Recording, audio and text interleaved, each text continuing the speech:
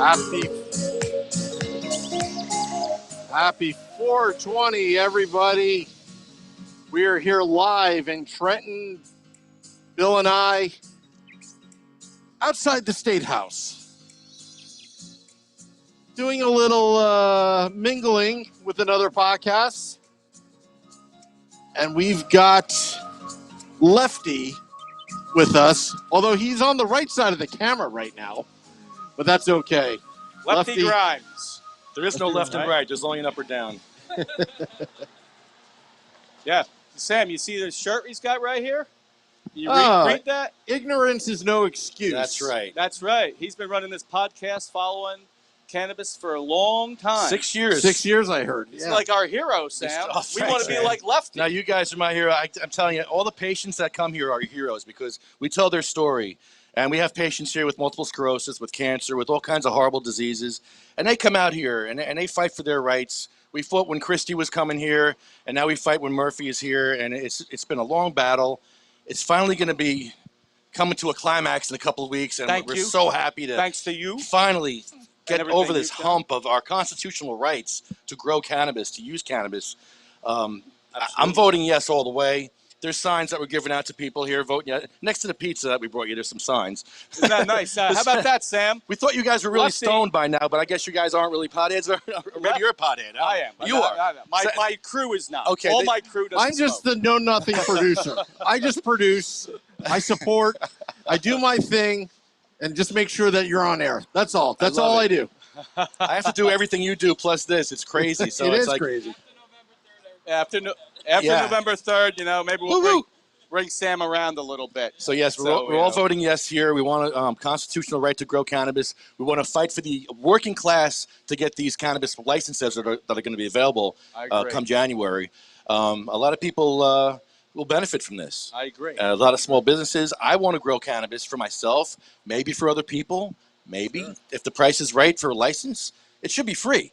It should be. It should be like tomatoes, let's face it, but we're not going down that road, so let's work with what we got with these guys. Yeah. Believe me, I would rather it be a tomato plant that we all can just grow in our backyard and have a real free situation. But unfortunately, that's not the way it works in the world. So what do you think's going to happen with that? You just mentioned licensing for people who can't afford to potentially get in or people who have been affected somehow. I've been a big proponent for giving free licenses to people who have been arrested and people who are in jail for cannabis currently. I'm friends with a number of people who have been put away for cannabis, and I think their family or they should benefit from this. What do you think? Yeah, absolutely. These licenses need to be available to poor people, not these rich people that are running it now. And the fact that there's a union involved now, the UFCW, I think that's very important to have a union involved because we got all these rich people. It's always been a fight against rich and poor, always throughout history, since ancient times. It's continuing now in the cannabis industry. Right. And you see rich people profiting off the sick and the dying right now. Right. They're making money off sick people and dying people. And so legalization, I wasn't for it in the beginning because I think there's going to be a few problems with access to strains that we need, access to the availability of the amount that we need. Right. But I'm hearing that these dispensaries are going to have a separate half for adult use, half for medical use. And that's pretty fair as long as the patients are not affected.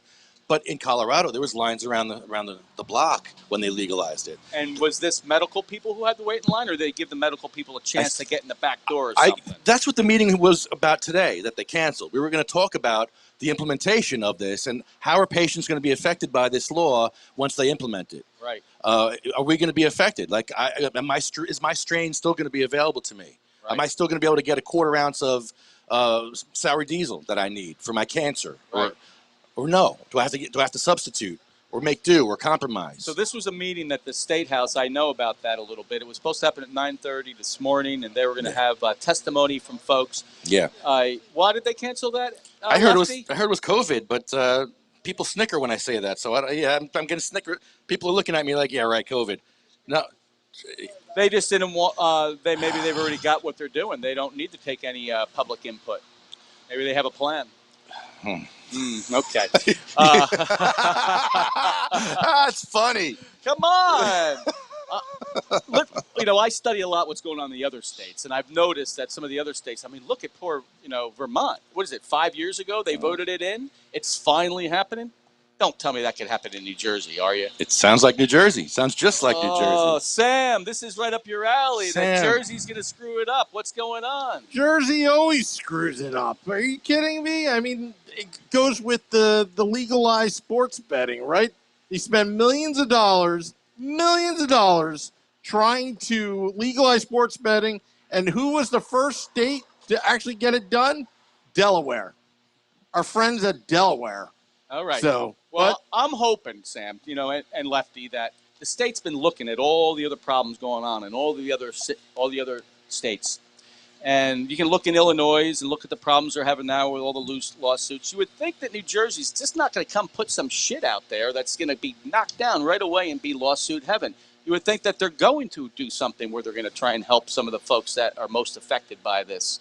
I know they talked about 10% of the licensing being micro licensing.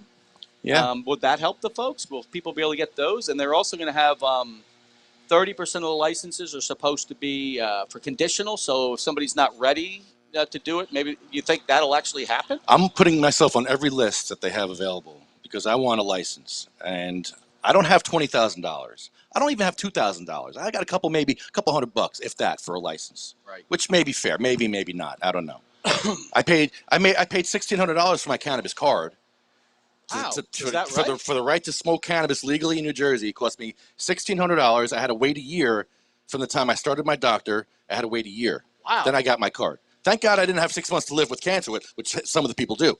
Yeah. Is that happening still today? No, that has changed a lot. That's just 2013, so there has been some headway in that, but that was rough. Waiting a year with my horrible back pain, living in fear because I was still using cannabis illegally, but living in fear because, I didn't have a card. Right. And I still live in fear with the card because if I go to Pennsylvania, say I drive to Pennsylvania, I'm not legal in Pennsylvania. Right. There's zero tolerance for driving under the influence. So if you show them in Pennsylvania you're a card holder, or if you're a card holder in Pennsylvania, you're getting drug tested. You're losing your license. Whoa. Yeah. I didn't realize that. It's terrible. Wow. Yeah, You hear good that, times, right, Sam? Mike? Good times, huh? Pretty crazy stuff. These are patients, people suffering, and you're going to give them a DUI for trying to save their life. Right. For no reason other than the fact that they have cannabis in their system. Yeah. There's no reason for them to be pulled over, but if you show them a card, that's it. That's probable cause to give you a DUI, is your cannabis card. But that's insane to me. Yeah. That makes no sense. No, it doesn't make sense either. And that's why eventually we need to get this federally legalized. Yeah. And we'll get to that point with a few more states coming on now with Jersey and a few more. Once we get up to about 25 states, the feds are going to have to do something. And people, in my opinion, it doesn't matter who's in right now, Democrat or Republican. Once it gets pushed far enough, they're going to have to do it. They're not going to have any choice. They'll get pressure from the state. So don't worry about who gets in. We'll get them to pass. Whoever gets in the next 4 years, I feel that we can get them to get to the point of federal legalization. And do you think so too? Yeah, I would hope so. No matter who's in there, it's got to happen. There's got to be some compassion at some point. It has to be forced on them, but we'll get there. All right, Sam, I'd like to change it up a little bit. I know we've only talked about cannabis and hemp and everything since we started this, but Lefty does something else that's really, from the heart. And I'd like him to tell us a little bit about it, and it's about wheelchair access. One of the problems we have in the state of New Jersey is folks just can't get into buildings. If you have a patient who has to get in to get his medicine, there's not ramps. There's not places to go. And he's been doing a lot of activism in that. And I'd like him to give us a little explanation about what he's been doing, what he sees the problems are, and what we might be able to accomplish by helping him with some of this wheelchair access for stuff. years we've seen this problem. And yeah, we're Sativa Cross. We just got our 501c3 certification. So part of our mission statement is to help people in wheelchairs, disabled people, and their rights. Because all over New Jersey, you'll see steps, random steps in businesses, and you'll see a step and you'll not think about it. You'll just step up there. But you got to think, if you're in a wheelchair, that step is a wall. You can't get up that step in a wheelchair. Right. And all the time I see people just going past businesses that they can't get into. Like in Right. Bayonne right now, there's a post office, the federal post office. It's been out of order for 2 months, their wheelchair ramp. Right. Since August 17th, we reported it, and it's been out before then. Right. It still hasn't been fixed. So to buy stamps, Post office. You hear that? you got to go. They said go 20 blocks up there, up the road. 20 blocks in the wheelchair. Wow, that's their answer. We put a complaint into the National, put a complaint into the postmaster. I went to the council meeting. Nothing. I've been to the council meeting in Bayonne about a lot of things, about all the wheelchair access. They approve buildings with steps, brand new, beautiful steps. They approve it. Wow. You don't have to approve it. You could say put a ramp in and not have to put a ramp in. But no, Sure. they allow it. The town allows it, even after I've showed them my videos. I've been going to the council meeting. I've been telling them this for years. They haven't changed it. They don't care. Until they're in a wheelchair, then they care. And these are people that claim to be Christian like me. Well, that's not the Christianity that I practice. I want to help people. Right. If you're in a position of power and you're not going to turn the other way and not look at these people that are suffering in your your constituency, and they're suffering and you're just not doing a thing about it, well, what's wrong with you? In Bayonne, you have your urban enterprise zone where you get 3.5% tax on everything you buy instead of 7%. If you're in a wheelchair, you don't get that. Why? Because you can't get in. Hear that, Sam? They should sue. Everybody in a wheelchair should sue. The ACLU should sue. You know, Lefty is really an activist. Proud of him, what he's doing. Absolutely. I knew that his group was going to be here, so I went myself onto Google and did a couple of searches. And what did I come upon? I came upon a video of this young man right here pushing in a wheelchair, going back and forth in the street in Bayonne. Double stroller. With the police over here watching him with a double stroller, trying to see if cars would really stop in the crosswalk or not. Nope. It was very interesting to see that, you know what? Cars don't stop for wheelchairs. If you're in a crosswalk, they just go straight by. Yep. A few times, I'm watching the video, I thought he was going to get slammed. Me too. Tell us about what you were doing out there. Well, somebody died on Avenue C. Somebody died last month. And this crosswalk is very bad because even driving, you have to kind of eke your way out and look both ways. And if there's a truck on the corner, you can't see. People do 50 miles an hour on Avenue C. Right. So it's a bad corner. So they put a yellow sign that says stop for pedestrians now. Right. Right in the middle of the road. Right there. Sign. Right there. You've all seen them. Right. Nobody stops. So people have told me at this intersection, nobody stops. I said, watch this. I got my wheelchair. I got a double stroller that my neighbor was throwing out one day. I was looking for a stroller one day, and I found one. I'm like, I'm going to buy a stroller. Oh, my front door, there's my double stroller. Serendipity, I'm like, friend. God wanted me to do this, so right. I've got the double stroller hooked into the wheelchair like a NASCAR race, like Talladega. Yeah. The thing is locked in. And I'm going back and forth across the street, back and forth, as is my right, as an American, to travel freely, unencumbered, back across. It's my right. Yeah. There's no law on how many times you can cross the street. Yeah. And that's what I was doing, going back to home base, turning around, going back. Cars were yelling at me, SOS! I'm like, there's a sign here. And they're like, oh, okay, go ahead. Yeah. That's what I got all day long. Right. And I'm like, are you kidding me?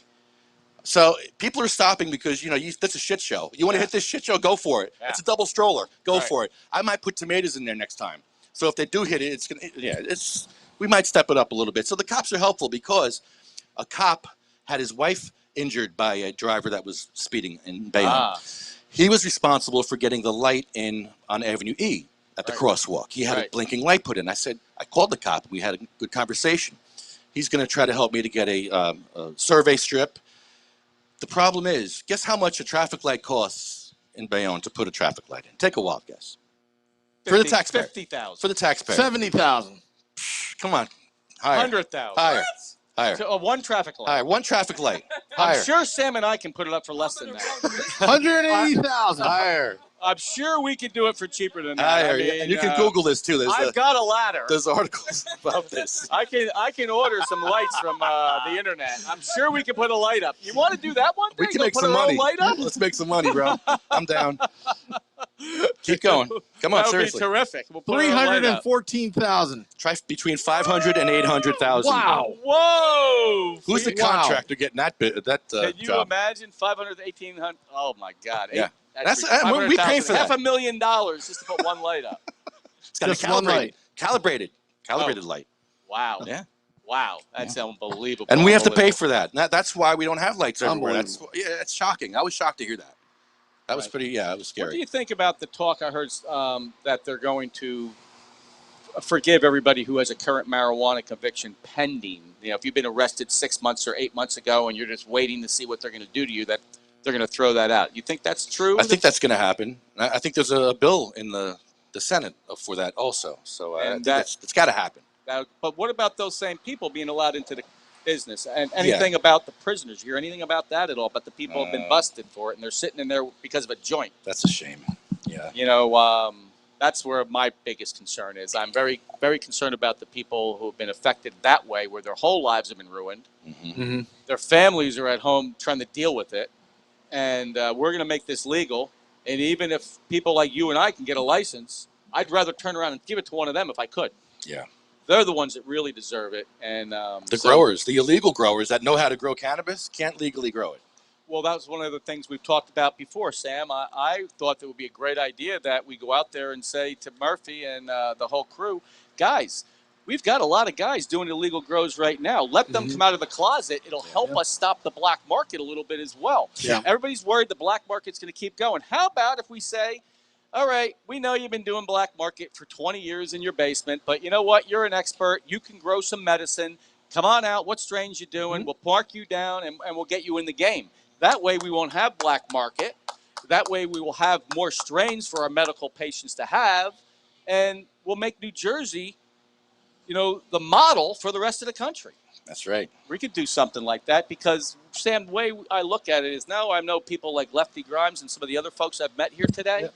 We've got a whole thing going. We have a whole movement going. Once this is approved, we have a whole other job to do. Yep. We got to start pushing our name out there for telling what we feel should be done right for the people that in the state of New Jersey. I mean, we're the Garden State, but we're not done yet giving up. When this is over, we're not over, Sam. Yep. I Not know over. originally I said I'll just do a few podcasts, but that's it.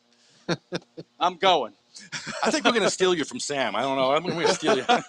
I'll come down and do it with you I anytime, know. man. We're all good. And we're going to try and do another joint podcast together sometime. Maybe, Okay. Maybe even. Is there a pun in there?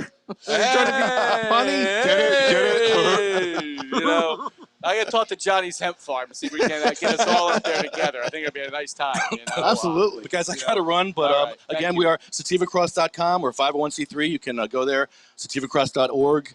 And Yeah, donate money, please. Everybody out there is listening. I know a lot of folks from across the country watch this. And if any of you would want to get into this, you can get a tax write-off and you can help a really good cause. Ed's a real activist. He deserves your help, folks. So please help him. thank you. Thank you very Thank much. you. Thanks, brother. Appreciate it. Thank you for coming on. Thank you, man. You're the greatest. Thanks, guys. Appreciate it. Okay. We good? Yeah, we're good. No, we're still on air. We're still on? All Oh right. yeah, All we're right. still I'm on gonna air. get- I gotta cue the music. Jeez. All right. No, if you want anything else, how about? All right. Thank you. Well, it's a happy 420. Thanks, people. Thank you very much Appreciate for coming it. out. Thanks, Ed again. Thank you. Yes, thank you. It was a great experience. We'll see you next Thursday at 4:20 p.m. Eastern.